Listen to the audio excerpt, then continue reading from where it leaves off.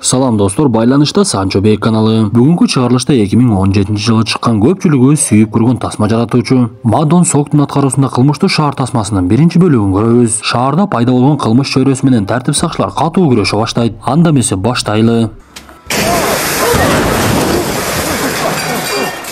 Элибиз илгертеден кыргыз жерин 5-1 бөлүгүнө теңеп келген. Анткени тоолоруна чыксаң кооздугу көздүн жоосун алып, булактын таза суусун ичкенде жүрөгүң тынчтанып бейишке түшкөндөй өңдү, өзүңдү эркин жана эң бактылуу адамдай сезесиң. Бирок азыр кээ бир туугандарыбыз бөтөн элде ушундай мыкты жериме кайтсам экен деп, капчыкка акчаны толтуруп ага эмгек менен иштеп жаткан кези. Анткени бейиштей жерибизде азырынча жумуштун бир аз аздыгы болуп жатат. Бирок буйруса мындай маселелердин баардыгы артта калат деген үмүттөбүз. Эми кантсе да Москвада эмгектенип жүргөн бир туугандарыбыздын документтери таза болуусу үчүн Иса мырзанын байланыш сандарын айта кетели. +7 903 107 30 41. Ушул байланыш сандарга коңгуроо кылып, документиңизде кандай маселе болбосун баардыгын чечип алсаңыз болот.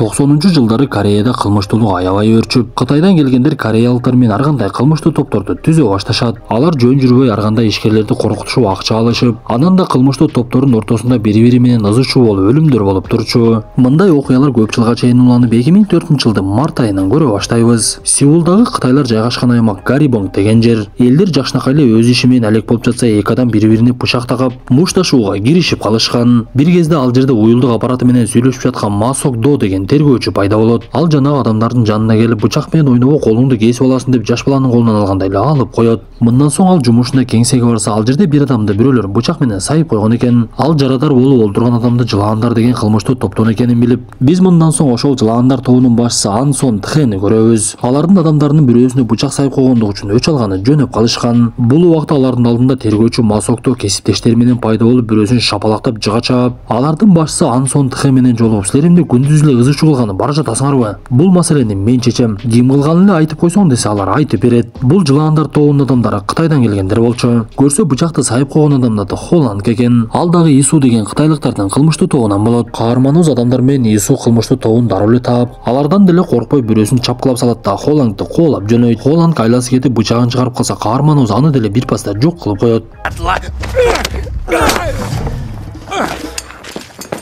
Биз мындан соң унаада 3 адам келе жаткандыгын көрөбүз. Алар Сеулга кайрадан келгендерине кубанышып, эми бул жерде көтөрүлөлү деп ниет кылып, жакында имарат алып, ал жерде өзүбүздүн ишканабызды кылабыз деп сүйүнө башташат. Бир кезде алар унааны токтотуп, жүк салгыч жагынан бир адамды чыгарып, аны коркутуп үркүтүп эле сен бизге 200 миң беришиң керек. Болбосо акыбалың эмне болот билесиң да деп эле базганды алып келип алып эле анын колун талкалаганга аракет кыла башташат. Бул убакта тартип сакчылардын кеңсесинде каарманыбыз Холландтан сурак алып жаткан. Анда Холланд эч нерсени айтпай жатса, каарманыбыз жардамчысына айтып, муну чындык бөлмөсүнө алып киргиле дейт да, башына каска кийгизип туруп эле койгулай баштайт. Эң кызыгы, мындай учурда камерага көргөзбөй жаап коюшат экен. Бир кезде алардын башчысы капитан келип, кол астындагыларга кыйкыра баштайт. Силер аймактагы кылмыштуу топторду жакшы көзөмөлгө албай жатасыңар. Көчөдө ызычуулар көбөйө баштады десе, муну уккан Ма Сокто жардамчысы Бөнсикти алып алып бир жакка жөнөп кетет. Көрсө, ал Ису кылмыштуу тобу менен жылаандар кылмыштуу тобунун башчыларын жолуктурганы барыптыр. Биз билгендей, бул эки кылмыштуу топ тең Кытайдан келген адамдар болчу. Анда Сокто аларды урушуп, силер жөн жашааңар, келбей жатат окшойт. Тынч эле жашап өзүңөрдүн ишиңерди алып барсаңар болбойбу? Сөзсүз мен катышышым керекпи? Дагы бир ушундай мыйзамсыз иштериңерди көрө турган болсом, экөөңөрдү тең камап салам. Эми тезинен элдешкиле деп эле жанагы экөөнү элдештирип, жада калса кучакташтырып сүрөткө тартып коет. Улыбнулись. Алар кеткен соң жылаандардын башчысы Ан Сон Тхеге коңгуроо келет. Көрсө, буга чейин 3 адамдын колунда кыйналып жаткан адам ушул жылаандардан экен. Сон Тхе аларга жолукканы барса, жанагы 3-өө анын алдынан чыгып, бул адамың бизден 30 миң карыз калган, ал акчаны өзүнүн ордунан кое албады. Ошондуктан ордуна 200 миң бериш керек десе, Сон Тхе жини келип, сен менин ким экендигимди билбейт окшойсуң. 20 миң эмес, сага бир тыйын дагы бербейм деп жатса, жанагы адамдар Сон Тхени дароо эле бычактап салат.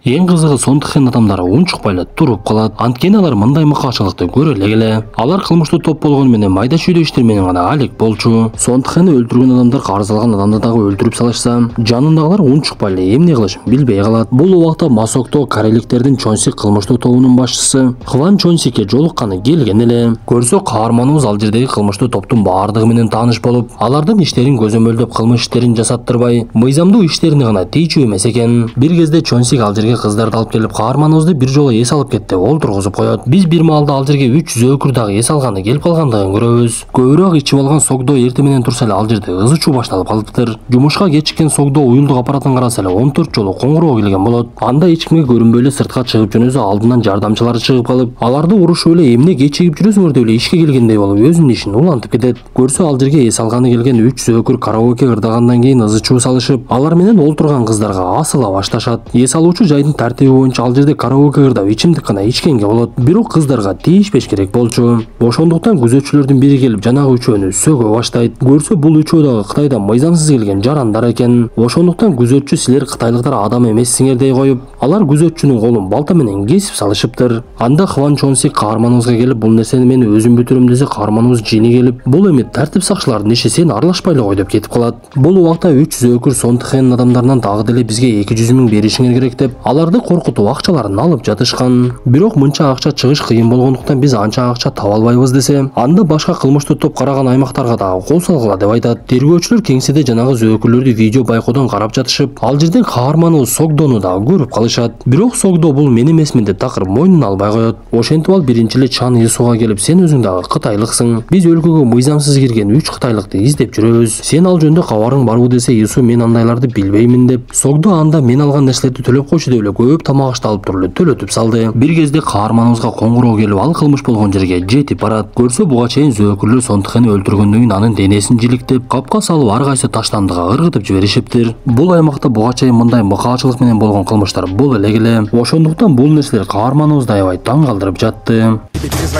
Нашли? Да. Биз бул убакта жанагы зөөкүрлөрдүн башчысынын аты Цзянчэнь экендигин билебиз. Алар жылагандар кылмыштуу тобунун адамдарын өздөрүнө өткөрүп, андан соң Ису кылмыштуу тобунун эс алуучу жайына жетип барышат. Бир кезде адамдарынын бири ал жерден атайын эле ызы чуу чыгарып, бул оюн автоматтары менин акчамдын бардыгын утуп алды. Силер калп эле бизди алдайт экенсиңер деп эле оюн автоматты талкалай баштайт. Андан соң Янчэнь ал жердеги адамдарга бизге башчыңарды чакыргыла деп, Чан Ису адамдары менен ал жерге тез эле жетип келет. Ал буга чейин Сонтхэ менен жарашкандыгын эстеп, жыландын адамдар ал жерде жүргөндө аябай таң калып калат. Бир кезде адамдарын таштап ичкерге кирсе, Янчэнь аны сөзгө тартып, сен бул кумарканага башчылык кылат экенсиң, бирок мындан кийин бул жерди мен аламын. Экинчи бул жерге келбегениң десе, Ису анын сөздөрүнө күлкүсү келип, сен каяктан келген кокот экенсиң, көп эле менин башымды оорто бербечи. Эч кандай андай болбойт деп жатса эле, Янчэньдин адамдары Исунун адамдарын ортокмо калып салган болот. Ошондо гана Ису булардын канчалык олуттуу экендигин түшүнүп, айласы жок ал жерден унчукпай чыгып кеткенге туура келет. Бул убакта каарманыбыз башчысы капитан Джин менен сүйлөшүп жаткан. Ал капитанга кайрылып, сиз бизге бир аз акча берсеңиз болмок. Көптөн бери колубуз бошобой жуунганга деле убактыбыз болбой калды десе, капитан, мен капчыгымды унаада унутуп калыпмын деп эле бербегенге аракет кылып чыгып кетет. Бирок Согдо буга чейин эле анын чөнтөгүнөн капчыгын алып койгон экен. Ал өзү билип эле капчыктагы акчаларды адамдарына таратып, өзү дагы бир аз алып алды. Бул убакта Янчэнь адамдарын ар кайсы ишкерлерге жөнөтүп, аларды тырыштырып эле бизге акча төлөп турасың деп коркута баштайт. Буга чейин жылаандардын башчысынын оң колу болуп жүргөн адам Янчэньдин адамдарынын канчалык мыкаач экенин көрүп, таң калып эле, бирок алардан дагы кете албай жүрө берет. Ал аз келгенсип ал жерде иштеген аялына Янчэнь асыла баштайт. Кызыгы ал эчтеке кыла албай сыртта бул нерсени байкап турган. Биз ушул жерде бул адамдын аты До Сын У экендигин билебиз. Тергөөчүлөр изилдөөсүн жүргүзгөнчө эс алып олтурушуп, зөөкүрлөрдүн Сеулга Чхан Вон деген жерден келгендигин билишет. Алар өздөрүн ак ажыдаарлар деп атап коюшчу. Көрсө алар адамдарга акча карызга берип, өз убагында бере албай калышса, колу буттарын кескилеп салышчу экен. Ушундай күндөрдүн биринде каармандарыбыз ашканага кирип тамактанып калышат. Бир кезде ал жерге жанагы зөөкүрлөр келип калса, Согдо аларды дароо эле байкап, Янчэнь дагы тартип сакчылардын кийимдерин эле сезе баштайт. Анда Согдо адамдарына буйругун берип, Хонсокту Янчэньдин артынан жөнөтүп, Донгён алардан тамеки сурап алаксытып турса, Бёнсик эшикти жаап туруш керек болчу. Бирок Янчэнь Хонсоктун бетине ысып жаткан майды чачып жиберип, баардыгы ызы чууга түшүп калган кезде качып кеткенге жетишип калышат. Бул убакта До Сын У аялы менен урушуп жаткан. Анткени анын аялы Янчэнь менен болгондугун билет эле. Бир кезде эле анын эшигин бирөөлөр келип тыкылдатып, До Сын Уну ортокмо калышып, сууга башын тыгып эле кыйнай башташат. Көрсө бул Хван Чонсиктин адамдары экен. Биз билгендей зөөкүрлөр анын адамдарынын бирин колун кесип салган болчу. Ошондуктан ал Согдонун айтканына карабай эле өзү дагы териштире баштаптыр. Анда До Сын Хванга кайрылып, мен дагы аларды өлтүргүм келип жатат. Мен алардын адамы эмесмин, мага дагы бир мүмкүнчүлүк бериңизчи деп эле сурана баштайт. Бул убакта каармандарыбыз бети күйүп калган Хонсоктон кабар алган ооруканага ооруканага келишкен. Алар кесиптештери менен бир аз акча топтоп Хонсоктун келинчегине беришип, андан соң Хонсок Согдонун өзү менен сүйлөшүп олтуруп калат. Көрсө ал бул иштен кетейин деген чечим чыгарыптыр. Ал мен бул ишке чыдай албаймын, аябай коркунучтуу экен. Башка эле иш кылайын деп Согдонун уруксатын алып иштен кете турган болот. Согдо кечинде ашканада тамактанып олтуруп ал жердеги 15 жашар бала менен таанышып калат. Көрсө ал баланын апасы башка бирөөгө турмушка чыгып өзү ал жерде иштейт экен. Ал каарманыбыздын чыканагынын жаракат алганын көрүп, бул майз аябай жакшы таасир этет деп сыйпап берет. Бул убакта Чан Исунун адамдары өздөрүнүн эс алуучу жайын зөөкүрлөргө алдырып бергенден кийин ал жерге унаа менен сүздүрүп кирип эле адамдарын ортокмок ала башташат. Анда зөөкүрлөрдүн бири Висоннак жини келип мен алардын бардыгын талкалаймын деп, экөө түз эле Чан Исунун адамдары жака жөнөп кетишет. Бул убакта Исунун адамдарын тартип сакчылар дагы аңдып жүрүшкөн болчу. Бир кезде жанагы эки зөөкүрдү Исунун адамдары курчоого алышып, мушташ башталган маалда эле каармандарыбыз дагы ал жерде пайда болот. Виделись в кафе. Ну, иди сюда. А? Согдо Исуну ал жерден адамдар менен кетирип жүрөт дагы буларды мен кармашым керек деп эле мушташа баштайт. Каарманыбыз Соннак менен мушташып, калгандары экинчисине кол салышып, Согдо зөөкүрдү уктатып салганы менен экинчиси качып кеткенге жетишип калды. Ошентип алар кеңсеге Кытай тилинен Корей тилине котормочу алып келет дагы Соннакты суракала башташат. Что он сказал? Гандон. Что? Колго түшкөн Соннак эч нерсени айтпай эле бир маалда мага жактоочу керек деп эле жактоочу талап кыла баштайт. Анда каармандарыбыз ал жердеги видео байкону жаап салып, азыр сага жактоочу таап келип берем деп эле электрошокер менен кыйнай башташты. Бирок кандай болсо дагы Соннак тилин тиштеп салганга аракет кылып эч нерсени айтпай коет. Бул убакта Чан Исунун апасынын туулган күнү болуп, алар туугандары менен ресторандардын биринде майрамдап жатышкан. Бир кезде эле ал жерде Янчендин адамдарынын бири пайда болуп түтөткүчтү иштетип, айлана чөйрөнү ак түтүн каптап эле элдин баары кача баштайт. Ошол маалда ал жерде Янчен өзү дагы пайда болду. Ал балтасын алып алдынан чыккандарды эле жок кыла баштап, бир кезде Чан Исуга жетип, мен сени көзүмө көрүнбө деп айттым эле го. Менин адамдарыма эмнеге кол саласың? Менин ким экенимди билбейт окшойсуң деп эле бычагын сайып алат. Бул окуяны сыналгынан көргөн капитан Чон жини келип каармандарыбызга кыйкырып, 2 айдан бери эч бир майнап чыгара албадык. Көчөдөгүлөр болсо зөөкүрлөр жөнүндө такыр маалымат бербей жатышат. Деги буларды кандай кармайбыз деп эле кыйкырына баштайт. Көрсө зөөкүрлөрдү тааныгандар дагы тартип сакчыларга эч нерсени айтпай алардан аябай эле коркуп калышыптыр. Бир кезде капитан Чон менен Согдону алардын башчысы чакырып, силер издеп жүргөн адамдын аты Янчен экен. Ал бир кезде Кытайда Харбон деген кылмыштуу топтун адамдары болот. Алар өтө бир мыкаачылык менен өзгөчөлөнгөн. Харбондун башчысын тартип сактоочулар кармап аны өлүм жазасына тарткандан кийин Янчен кээ бир адамдары менен Кореяга качып кетиптир. Бирок анын ишин эми бул адам ала турган болуп жатат деп эле жанындагы капитан Кангты көрсөтөт. Анда Согдо болбой эле аны биз өзүбүз кармайбыз, бизге 10 күн убакыт бериңиз. Буйруса ишенимиңизди актайбыз деп башчысын ишендирип, капитан Кангтын колун оорута эле кысып салат. Передай капитану. Бул убакта ишкерлердин бири Янченди кылмыштуу иштердин бирине жалдап жаткан. Алар Янченге эгер сен аткара турган болсоң 500 миң беребиз десе, Янчен ал нерседен баш тартып, мага миллион бересиңер, мен андан азына ыраазы эмесмин. Алдын ала 500 миңин бересиңер десе, жанагы ишкер, мен сени өмүрүмдө биринчи жолу көрүп жатам. Алдын ала 100 миңден ашык бербеймин. Сага мен алдын ала кантип ишенем деп жатса, ал жерге адамдар топтолуп келе баштайт. Көрсө Хвандын адамдары зөөкүрлөрдүн кайда экенин билип, аларды өлтүргөнгө жетип келип калышыптыр. Бирок Янчен терезеден качып чыгып эле алар унаага олтуруп алып качып жөнөшөт. Ал жанында олтурган Досын Одан булар кимдин адамдары десе, ал бычагын алып чыгып эле Янченди өлтүргөнгө аракет кыла баштайт. Бирок анын деле алы жетпей Янчендин колунан өзү ошол жерде өлүп калды. Мындан соң Янчен жарадар болгон адамын да арлатып, андан соң өлүп калган Досын Оонун аялын уртокмокко ала баштайт. Сенин күйөөң бүгүн мени өлтүргөнгө аракет кылды. Сенин бул тууралуу маалыматың барбы десе, ал аял эмне дешин билбей, биздин үйгө бир жолу Хвандын адамдары келип кеткен, андан башка маалыматым жок деп айтат.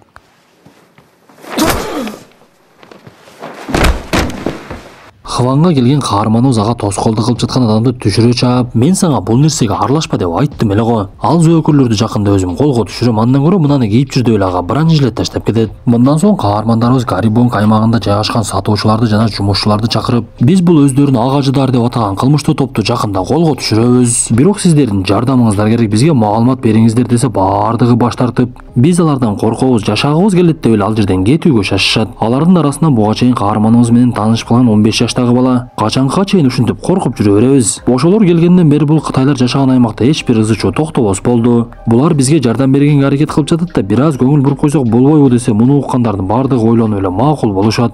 Они приходят каждый день. Им все равно, есть у нас деньги или нет. Ошентип Чайна таунда жашаган жөнөкөй кытайлыктар каармандарыбызга жардам берип, болуп жаткан кылмыш иштерин видео тасмага түшүрүп жөнөтүп турушат. Каармандарыбыз эсептеп чыкса, Янчэндин адамдары дээрлик 26-дан ашык экен. Алардын максаты зөөкүлөрдү бир күндө кармаш болот. Анткени кээ бири билип калса качып кетиши толук ыктымал эле. Күндөрдүн биринде Кытайдан 2 тартип сакчысы келип, сонуна Кытайдын жараны болгондуктан Кытайга аны алып кетишмек болот. Алар унаада бара жатып эле тартип сакчылардын бирөөсүнүн колунан баңгизат түшүп кетип, бул жактан дагы такыр эле баңгизат саткандарды таппай койдум. Ишибиз такыр оңунан чыкпады деп эле сүйлөшө башташат. Ошентип алар аэропортко жеткен кезде жанагы 2 кытайлык тартип сактоочу Соннактын колундагы кишенди чечет ага байланыш сандарын жазып беришет. Кызыгы алар ошентип кылмышкерди кой берип жиберишти. Көрсө бул ишти каарманыбыз Согдо уюштурган экен. Ал атайын 2 кытайлык таанышын жалдап, аларга тартип сакчылардын кийимин кийгизип, Соннакты кой берип Янчэнди кармоону мерчендеп жүрүшкөн. Алар унаада Соннак менен биз Кытайдан баңгизат алып келип Кореяга сатсак болот. Бирок бизге ишенимдүү адамдар керексе, Соннак андай адам менде бар деп өзүнүн башчысы Янчэн жөнүндө маалымат бериптир. Ошентип ал дароо эле Янчэнге барып ушундай адамдарды таптым деп ага жанагы баңгизатын көрсөтүп, бул убакта каармандарыбыз адамдарын топтоп кылмышкерлерди кармоого даярдана башташкан. Бир кезде Соннак жанагы берилген байланыш санга коңгуроо кылып, кечинде Чухуволь деген эс алуучу жайда саат 9-да жолугабыз деп айтат. Бул убакта тартип сакчылар кылмышкерлерди чекеден кармап баштап, Согдо эс алуучу жайга барып адамдарын жайгаштыра баштады. Бир маалда эле Янчэндин адамдары менен келе жаткандыгын көрөбүз. Алыста байкап турган тартип сакчылардын баардыгы бири-бирине белгилерин берип, шектүүлөр келе жатат деп каармандарыбыз даярдана башташат. Бул убакта тартип сакчылардын кийимдерин кийген адамдар жүрөктөрү түшүп, эми эмне болот экен деп кылмышкерлерди күтө башташкан. Эң кызыгы, кылмышкерлер ал жерге кирип келсе эч кандай Янчэн жок болот. Болгону Соннак башка адамдар менен ал жерге жетип келиптир. Согдо бекинип жаткан бөлмөдөн чыгып эле адамдар менен кылмышкерлерди баса калышып, бирок арасынан Янчэнди таба албай коюшту. Янчэн көрсө башка адамдар менен буга чейин $1 миллион өлчөмдөгү келишим боюнча Хванды өлтүргөнү келиптир.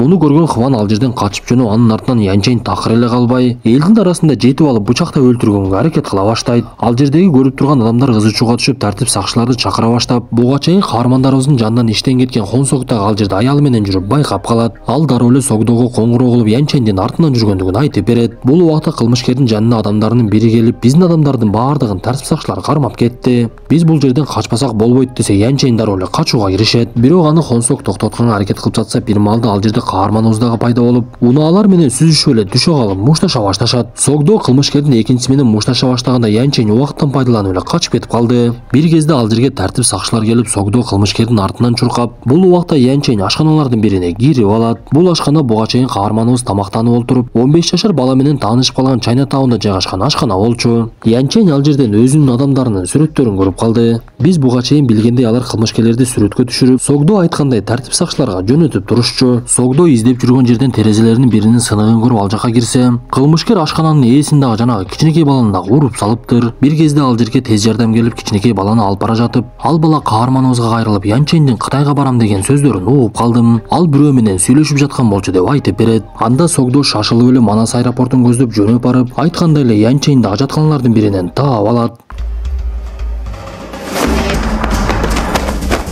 Бир кезде экөөнүн ортосунда катуу мушташ башталып, бири-бирине үстөмдүк кылып, бири экинчисинин калбай эле соккуларды өткөрө беришет. Баардыгыбыз билгендей чындык ийилет, бирок сынбайт. Ошондуктан чындык үчүн күрөшкөн Согдо бир кезде кылмышкердин колун кайрып, аны темирлердин бирине кишендейт дагы бастырып салат.